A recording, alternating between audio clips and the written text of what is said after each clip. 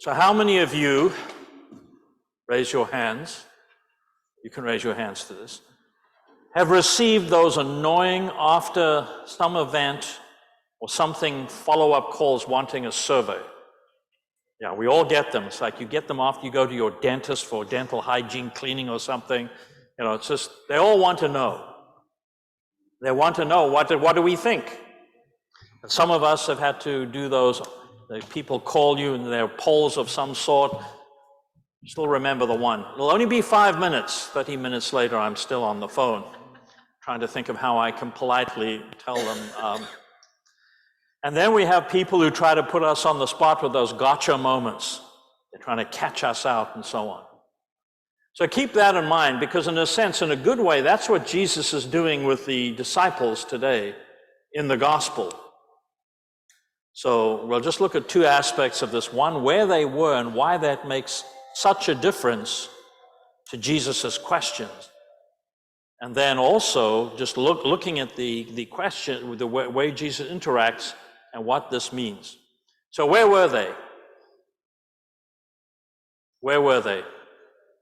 Caesarea Philippi, yeah.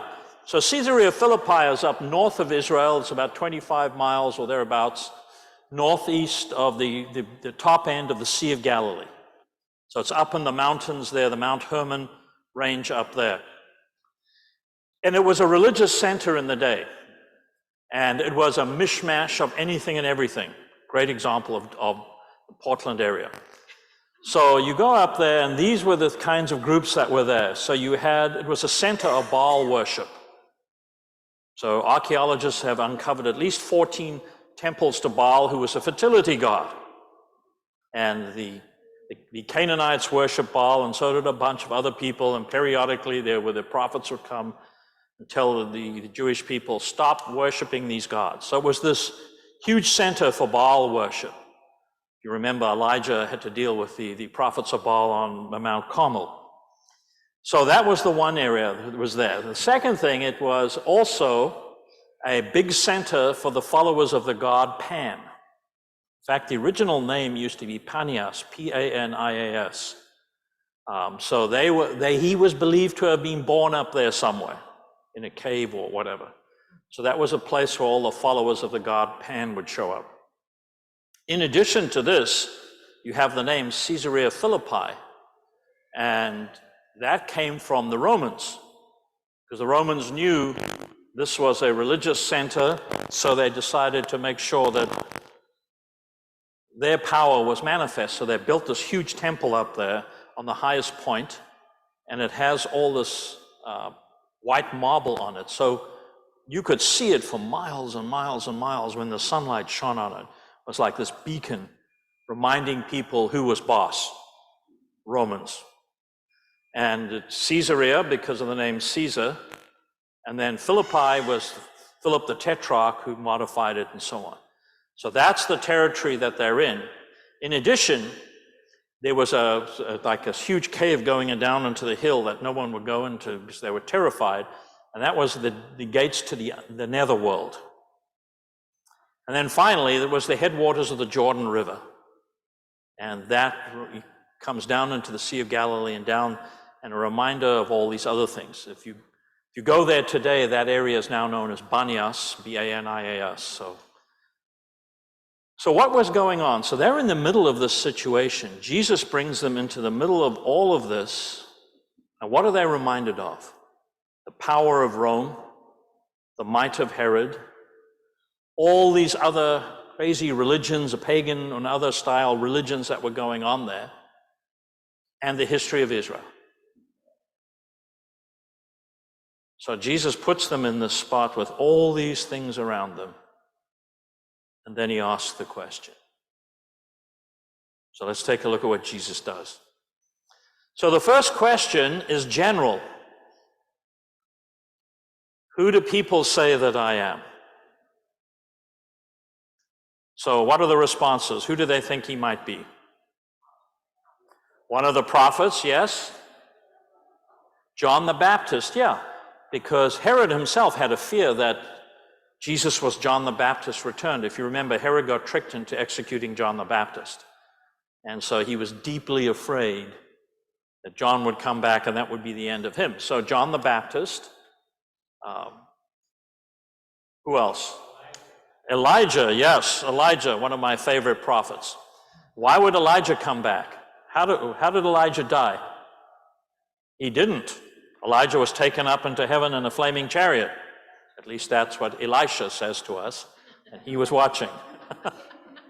So the fear was that Elijah would come back, and the Jewish people today, when you celebrate like the Passover with them, they keep an open seat, and it's for Elijah, because they believed Elijah would come to foretell the coming of the Messiah. Of course, Jesus points out that John the Baptist is the new Elijah, and obviously he's the Messiah.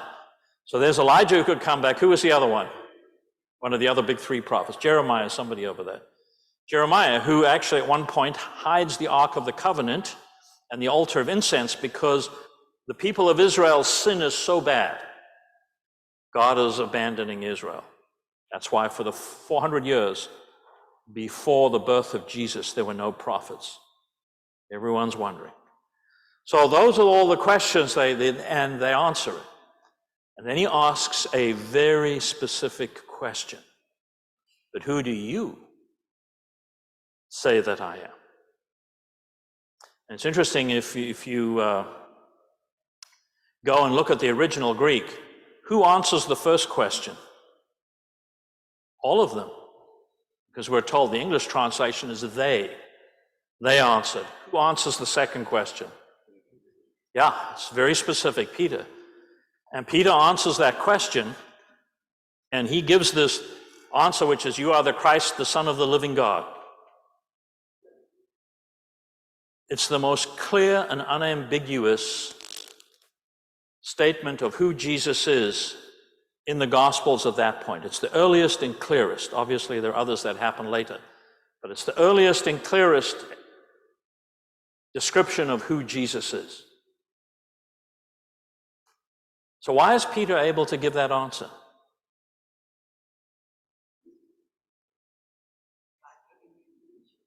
Yes. Whoever said that, yes.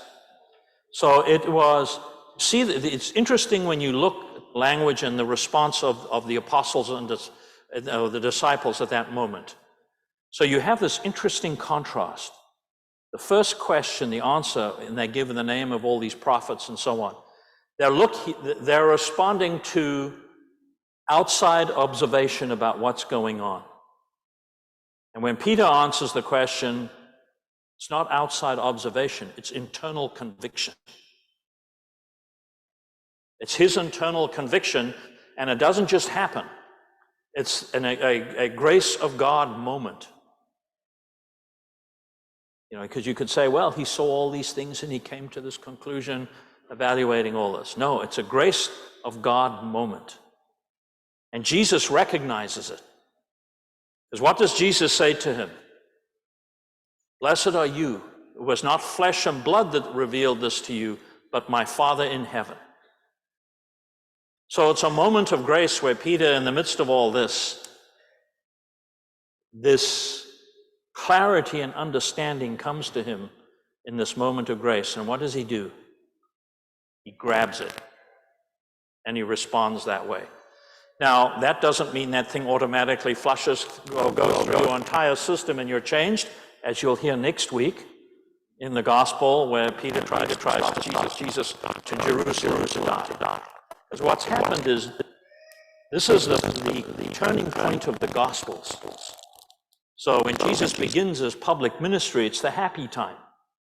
He's out and doing all these things, and he's going, and then he takes them out of Israel, and he's preparing himself and them, because now he turns and starts the journey to Jerusalem and his passion, death, and resurrection. And like most of us, we want the happy times to continue, right? We don't want the tough road that leads to all kinds of difficult things.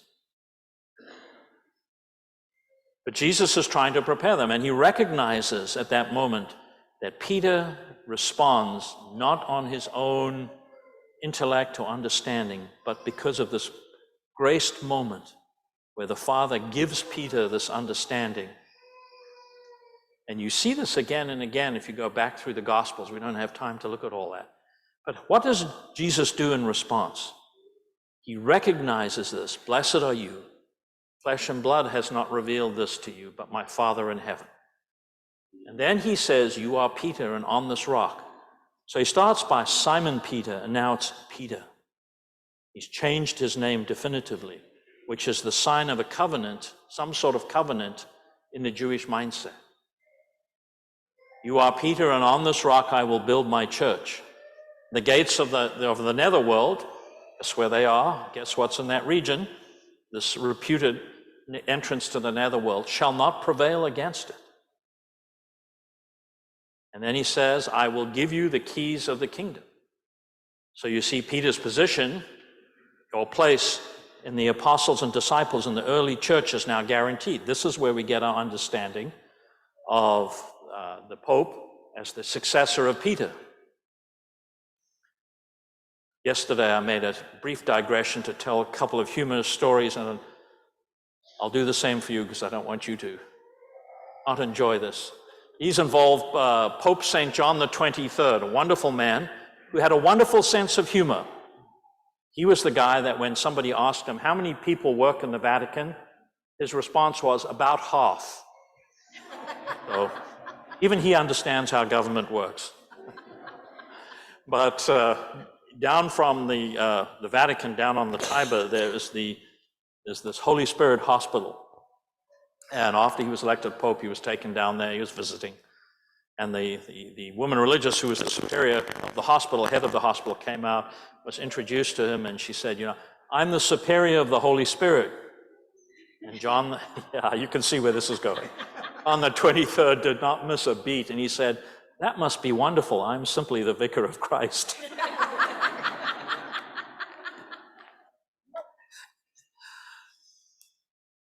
But you see, Jesus, in his response to Peter, he establishes his position, gives him the keys to the kingdom. And then he also says, whatever you bind on earth will be bound in heaven.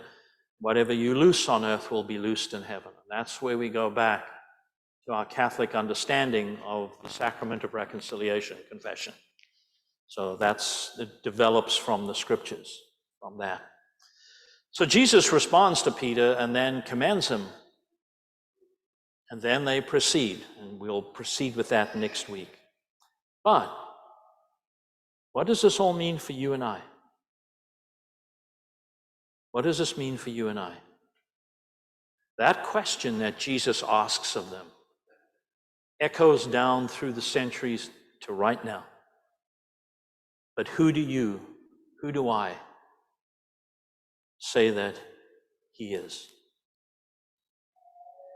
And how we answer that question will have a huge impact on our lives. Because if we really believe that he is the Christ, the Son of the living God,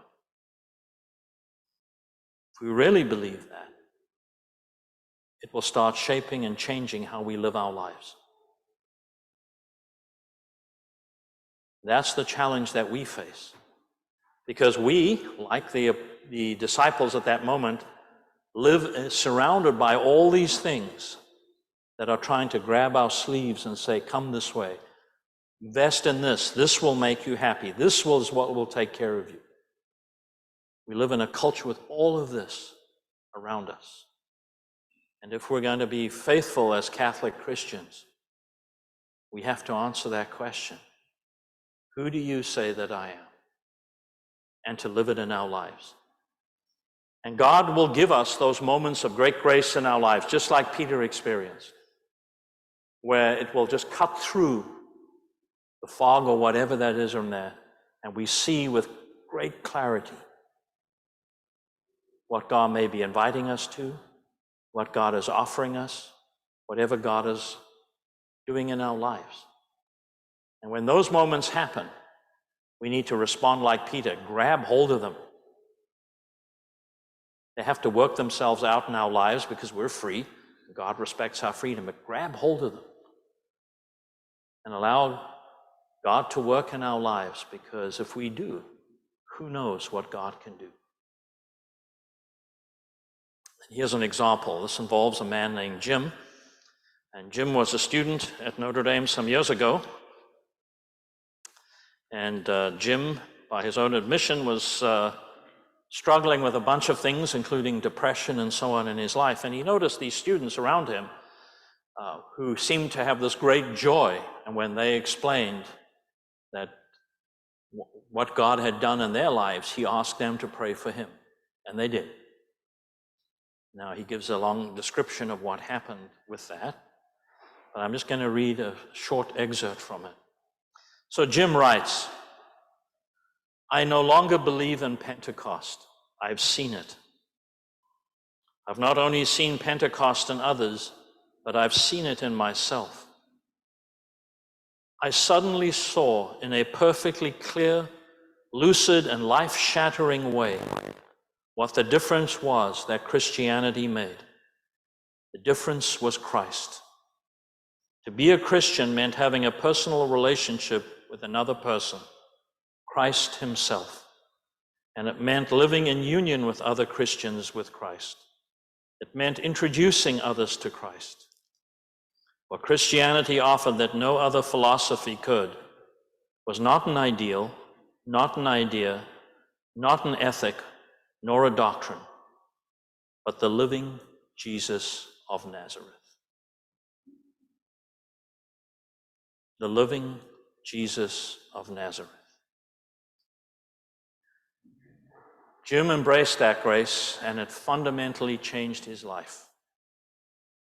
He went on, threw himself into the life and the mission of the church, working in community outreaches, working in evangelistic outreaches, married, raising his family.